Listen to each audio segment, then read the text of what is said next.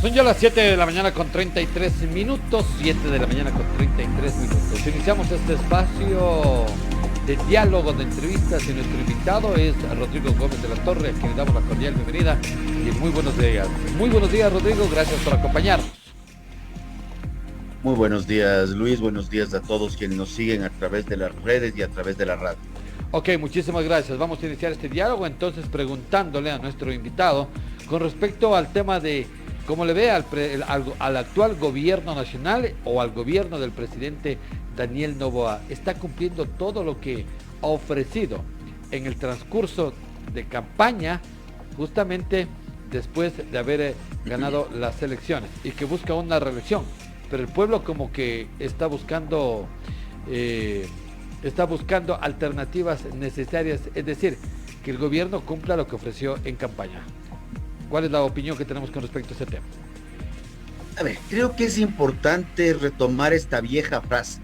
Una cosa es con guitarra y otra cosa es con violín.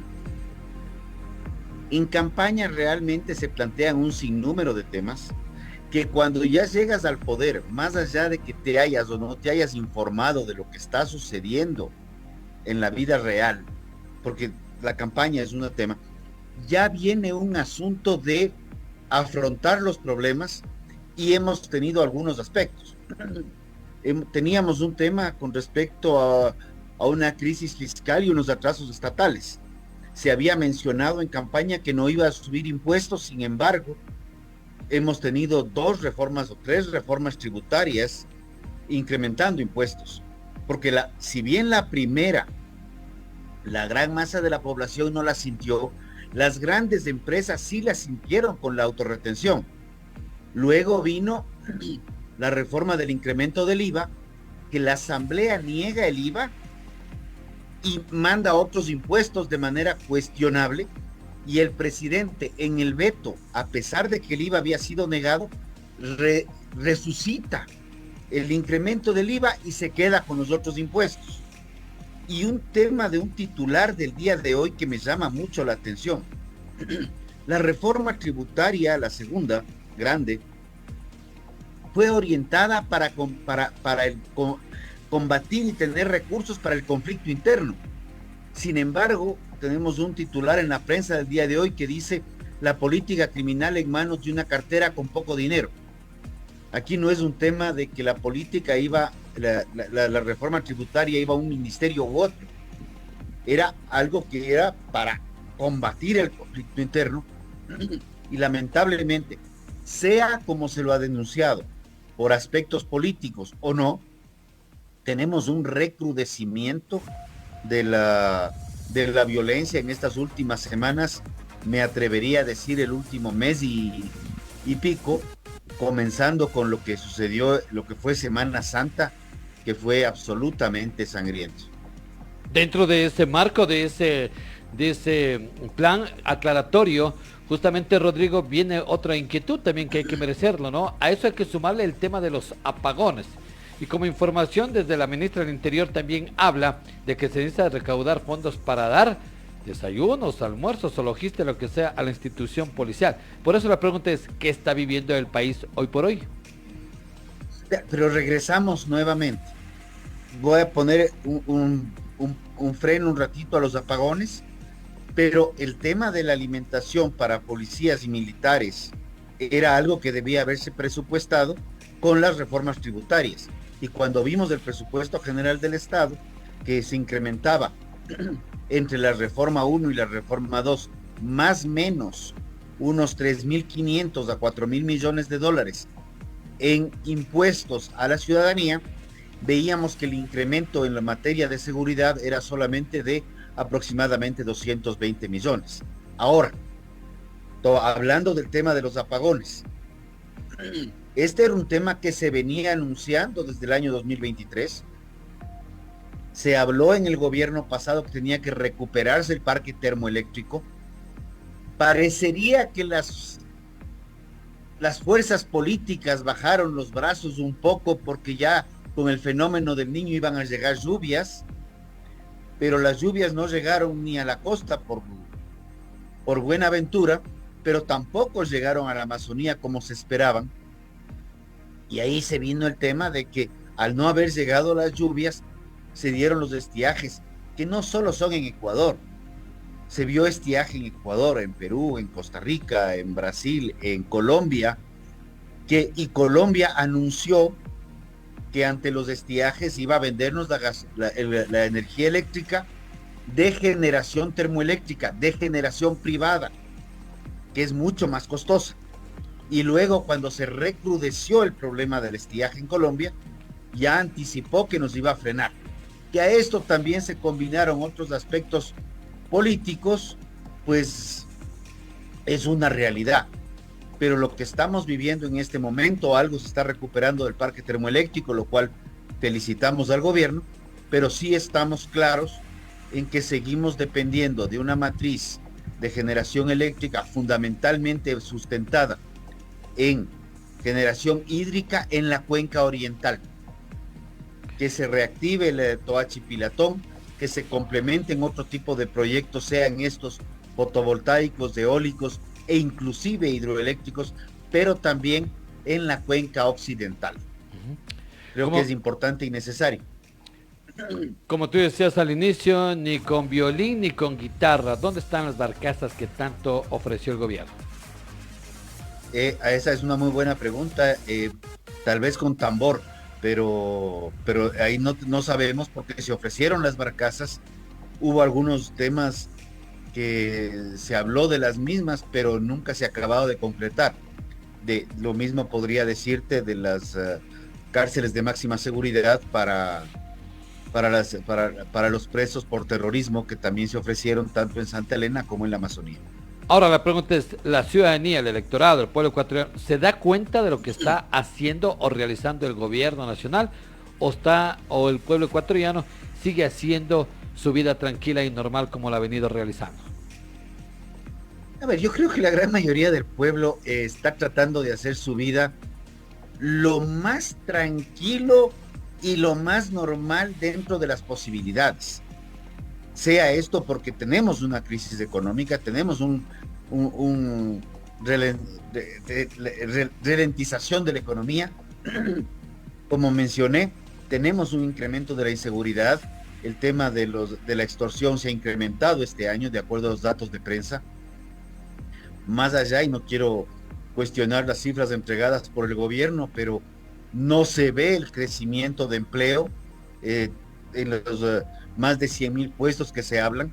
Más bien vemos exactamente lo contrario, vemos un decrecimiento del empleo pleno que va hacia desempleo o hacia empleo no adecuado. Entonces todavía no vemos todas estas maravillas que nos están contando. Lo que sí vemos es que estamos en campaña pura y dura, orientados al 2025. Eso sí está claro, y vemos cómo el gobierno ha movido algunos aspectos en su estrategia comunicacional orientado precisamente al 2025. Está una estrategia comunicacional directamente a los jóvenes, a ese electorado joven que le dio justamente el voto y que lo hizo presidente de la República. ¿Hacia allá va el mensaje? Creo que el mensaje va en varios frentes, pero en una sola, o con un solo objetivo: una reelección en el 2025, y vamos a ver ahora nuevas vocerías, vamos a ver nuevos actores. Hemos visto que la ministra Palencia ha bajado considerablemente el perfil. Vemos que el ministro Luque es el que tiene la principal visibilidad en este momento.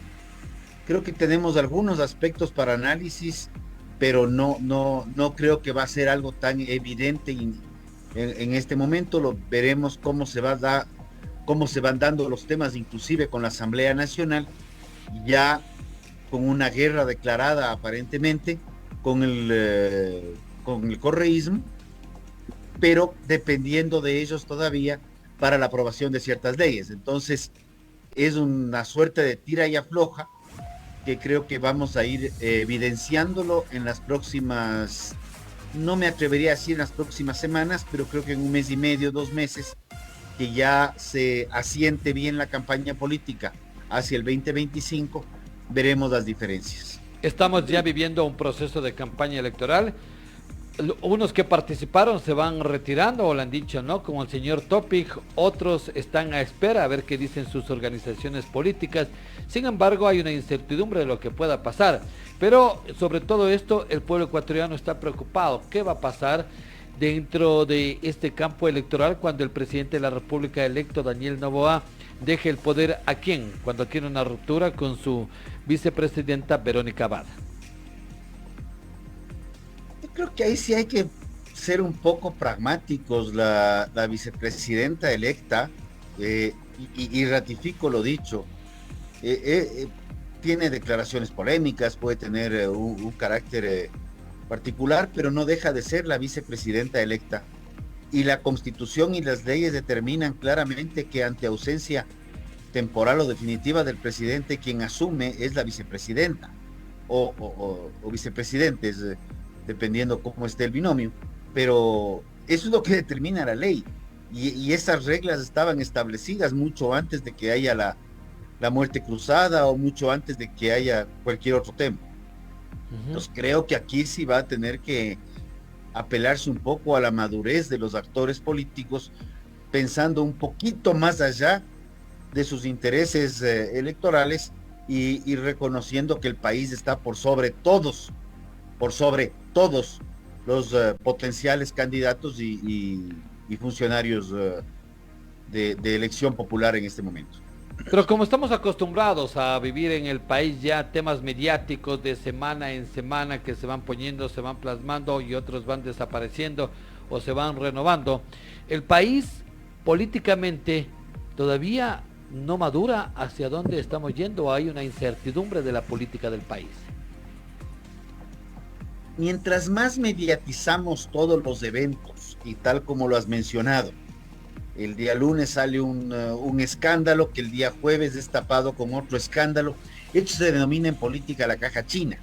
Tú vas abriendo una caja y vas abriendo otra y otra y otra, y lo primero ya te olvidaste. Esto de aquí lo que hace es que la gente esté saturada de la parte política y lleguemos a las elecciones a ver qué decisión se toma, y de las encuestas que teníamos y habíamos visto años atrás, sobre el 55% del electorado repiensa el voto, y no hablo que lo define, sino repiensa el voto en papeleta. Llegas a la papeleta y tú tenías tu candidato o candidata y ves la papeleta y dices, ¿será? ¿Le doy el voto o preferiblemente a otro? Aunque termines votando por quien tú fuiste decidido o fuiste a definir el voto en papeleta, realmente es muy poco lo que se hace ya con antelación. Como decíamos el ejemplo, si el lunes hay un escándalo y el jueves se tapa con otro, entre lo que sucede el jueves, que se cierra el proceso electoral, y el domingo que se vota, que se acude a las urnas, cualquier cosa puede pasar.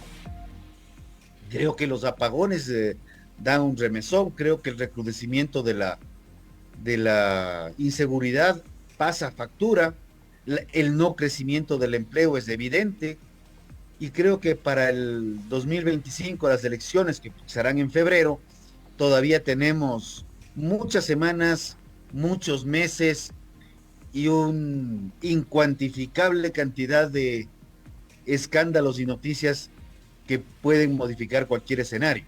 De hecho, creo personalmente que un aspecto políticamente complejo, que es el tema de subsidios, yo creo que el presidente debe asumir con mucha frontalidad la eliminación de los subsidios, al menos de las gasolinas, pero ya dejar marcada la cancha para un proceso progresivo de eliminación del diésel. Esto ya lo hizo Moreno y ya pudimos avanzar en una reducción importante de subsidios, que lo frenó el presidente Lasso, que no entiendo el por qué. Y ese tema de subsidios es el mayor desangre de la caja fiscal.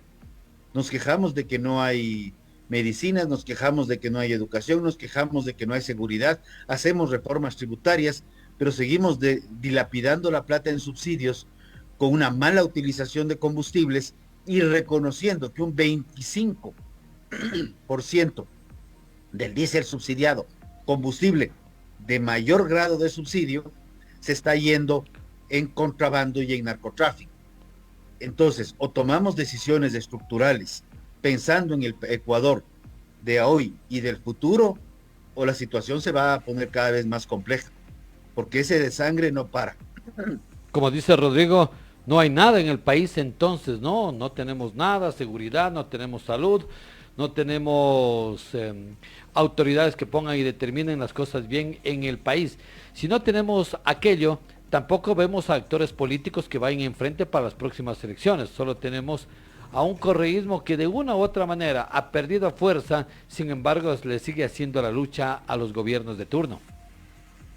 Luis, no creo que es válido decir que no hay nada. Yo creo que el Ecuador tiene su mayor riqueza, está en los ciudadanos que están en el día a día saliendo a trabajar, saliendo a ganarse su sustento, en esos ciudadanos que deben reintegrarse y reincorporarse dentro de su mismo tejido social, sin esperar que sea el gobierno de turno el que nos venga a dar solucionando los problemas.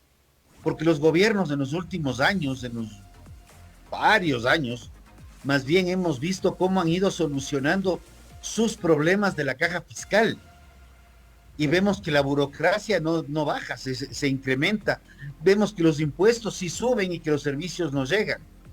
Sin embargo, vemos ciudadanos que dentro de la formalidad o dentro de la informalidad siguen saliendo adelante, siguen sacando adelante sus familias, y esa riqueza que está en el ciudadano, que esa riqueza que está en las comunidades, en los barrios, yo creo que es la que debemos repensarla, repotenciarla y dejar de esperar, como digo, de que sea un gobierno salvador el que nos venga a dar soluciones. Más bien, regresemos a vernos a nosotros mismos, regresemos a ver al espejo quienes están a nuestra derecha, a nuestra izquierda, y no hablo de los temas en ideologías políticas, sino con quienes podemos reconstruir lazos de confianza para sacar adelante un emprendimiento, para sacar adelante la seguridad de un barrio, para sacar adelante una caja comunal para mejorar los ingresos de toda nuestra comunidad y nuestro entorno. Creo que esa riqueza que tiene el Ecuador es la que debemos potenciar, y cada vez con más fuerza. Y como mencionaba, vamos a vivir un proceso político a 8 meses, estamos a puertas, no hay candidatos, algunos que se van, sin embargo existe todavía un correísmo que ha ido de bajada y que todavía sigue haciéndole frente al actual gobierno nacional. No hay político muerto. Creo que el caso más evidente en términos ya de análisis sociológico es Venezuela, donde tú tienes un presidente que todavía sigue haciendo mención al presidente anterior fallecido. O sea, el caso de Venezuela ya es un tema de análisis, no sé si solamente sociológico o psicológico, pero sí es un tema complejo. El otro usualmente lo están activando, y de hecho la declaratoria de guerra que en cierta manera realiza el presidente Noboa hacia el correísmo, lo que hace es activar el correísmo. Uh-huh. Más bien, en lugar de eliminarle, de matarle, de ignorarle, lo reactiva, lo refuerza, lo pone nuevamente en la palestra, y evidenciamos claramente en la Constitución y en la conformación de la Asamblea Nacional el poder que éste sigue teniendo. Comisión de fiscalización y muchas presidencias de muchas comisiones. No es un tema menor. Entonces, y sobre los candidatos no me preocupa, porque candidatos hay. Algunos con vehículo electoral, como les digo yo, in-drivers electorales, okay, u otros no. Pero para cuando lleguen las elecciones aparecerán los candidatos y estarán contratando los vehículos electorales que correspondan. Eso no me preocupa. Más bien sí me preocupa que la depuración de los más de 280 movimientos y partidos políticos no se da. Sí me preocupa que seamos los ciudadanos que sigamos financiando estas campañas electorales a través de un sinnúmero de aspectos. Sí me preocupa el hecho de que, más allá de que podamos cuestionar la idoneidad del voto, Sí me preocupa que nos sigan obligando a ir a votar. Nos hablan de nuestro derecho, pero los derechos no se los tiene que poner con pistola. Yo asumo mis derechos y los ejerzo, pero no son derechos obligados como es el derecho al voto. Entonces ese tipo de cosas creo que son fundamentales para tenerlas en cuenta. No vemos una reforma electoral y habrá que ver con qué Consejo Nacional Electoral llegamos a las elecciones, porque un día se habla de que se les va a cambiar y al día siguiente hay unas condiciones que dicen que tal vez ya no. Entonces más bien nos mantenemos en lo mismo de siempre. No es importante por quién vote, sino quién cuenta los votos. Vemos que Defiende tu Voto, este colectivo social, sigue denunciando irregularidades y vemos que todo cambia, pero que nada termina de cambiar. Ahí las cosas son las que no cuadran y eso es lo que más nos preocupa. Finalizo, Rodrigo, y agradeciendo tu presencia en esta mañana. Es decir, el país todavía vive una incertidumbre política. El país ha vivido incertidumbre política desde hace muchos años y la seguimos viviendo.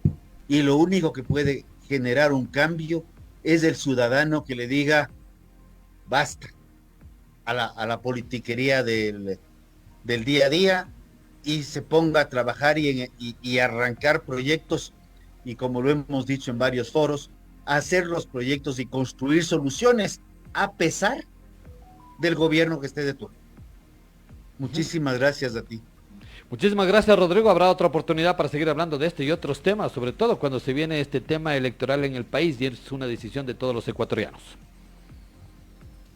Muchísimas gracias y confiemos que las elecciones sean cada 2 años y no como las hemos tenido en los últimos 11 procesos electorales. En los últimos 7 años, ratifico, 11 procesos electorales.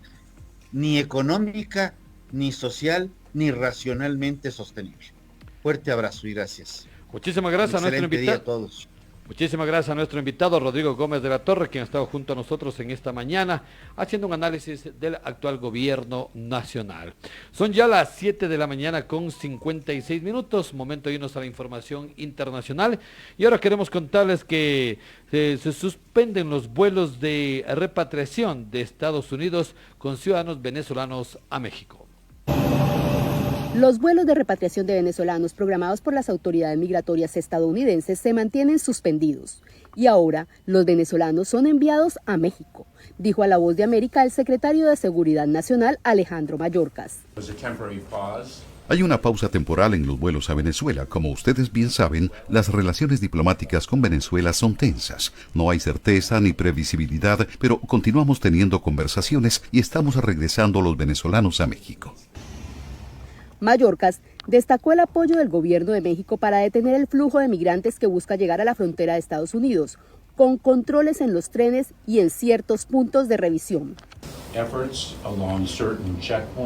Tienen esfuerzos a lo largo de puntos de revisión para mover personas del norte al sur de México como uno de los pasos que ellos han tomado en el compromiso de desalentar la inmigración irregular. Aunque el cruce de migrantes disminuyó en los últimos meses, las cifras recientes de aduanas y protección fronteriza apuntan una nueva ruta de migrantes por California. Durante el mes de abril, casi 40.000 migrantes fueron procesados en ese sector de la patrulla fronteriza. Ellos son detenidos por la patrulla fronteriza que los mantiene en un lugar para procesarlos más tarde en una estación y luego liberarlos en San Diego. Allí, ellos toman vuelos a sus destinos en ciudades del país. El secretario Mayorkas recalcó la importancia que tiene la aprobación del proyecto de seguridad fronteriza bipartidista para asegurar los fondos necesarios para contratar más agentes y oficiales de asilo. Paula Díaz, Voz de América, Washington. ¿Colombia?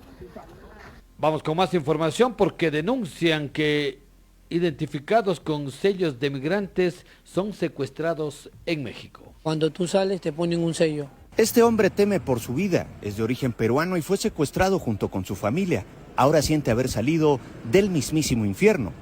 Había gente que tenía 5 días, niños, criaturas. Y ahí después, hablando, me hicieron limpiar la finca con mi hijo. Prefiere no mostrar su rostro, aunque un sello en su brazo revela que fue plagiado. Golpes, te violan, hay mujeres que para que salgas se acuestan con ellos. Está asustando, se ve tanto. ¿Es difícil México? Es difícil, malo. Esos carteles son muy malos. Las marcas que estampan en la piel les permite identificar a los migrantes que ya pagaron un rescate, dice este analista. Esos son como sus códigos, para que no vuelva alguien más del grupo a sustraerlo, ¿no? Siento que el propósito sí es totalmente monetario. O sea, ellos buscan a ver qué pueden sacarle a las familias. Los secuestros express no ocurren únicamente en la frontera sur. Por la gracia de Dios nos salvamos de ser secuestrados en Hidalgo. En la ciudad de Hidalgo cuando veníamos entrando porque nosotros caminamos y nos entregaron ahí, pero éramos un grupo grande y nos pudimos escapar. La Voz de América solicitó comentarios ante el Instituto Nacional de Migración, pero no hubo respuesta. Tampoco hay cifras oficiales del número de migrantes secuestrados en México. Durante el año pasado transitaron en este país 2.5 millones de personas. Alex Ramírez, La Voz de América, Ciudad de México. Son ya las 7 de la mañana con 59 minutos, 7 de la mañana con 59 minutos. Y de esta manera estamos llegando a la parte final de este espacio informativo. Queremos agradecer a todos y cada uno de ustedes por haber estado en nuestra sintonía. Nos despedimos, será conmigo hasta el día de mañana. Muy buenos días.